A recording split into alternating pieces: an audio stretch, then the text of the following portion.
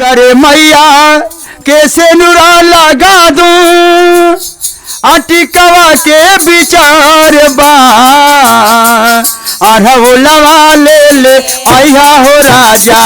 मैया के सिंगार बा अरहुलवा ले ले आया हो राजा मैया के सिंगार बा अरहुलवा ले ले आया हो राजा मैया के सिंगार बा अरहुलवा ले ले आया हो राजा मैया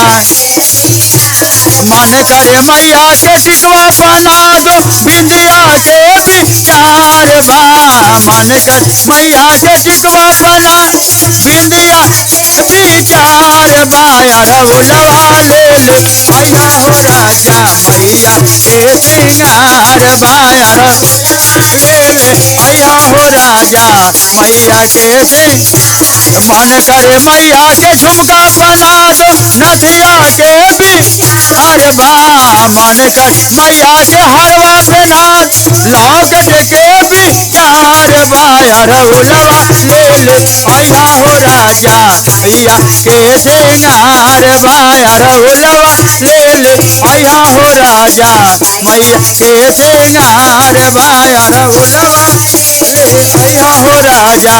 मैया के सिंगार बा अरहुलवा ले ले आया हो राजा मैया के सिंह मन करे मैया के कंगना गढ़ा दो के विचार बा मन करे के लाडी गढ़ा दो कंगना हर बा अरहुलवा ले ले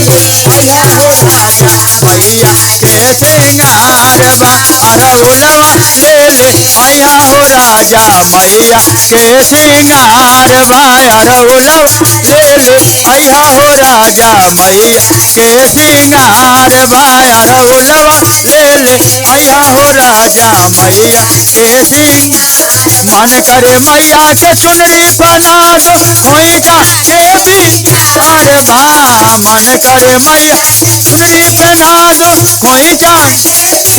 हर बा अरहुलवा ले ले आया हो राजा मैया के सिंगार बा अरहुलवा ले ले आया हो राजा मैया के सिंगार बा अरहुलवा ले ले आया हो राजा मैया के सिंगार बा अरहुलवा ले ले आया हो राजा मैया के सिंगार बा अरहुलवा ले ले आया हो राजा मैया मन करे मैया के पायल गढ़ा दो बिछिया के विचार बा मन करे मैया पायल गढ़ा दो बिछिया चार बा अरहुलवा ले ले आया हो राजा मैया के सिंगार बा अरहुलवा ले ले आया मैया के सिंगार बा अरहुलवा ले ले आया हो राजा मैया के मन करे मैया के भजन सुना दो सखियन के भी हर बा मन करे मैया सुना दो सेवका के भी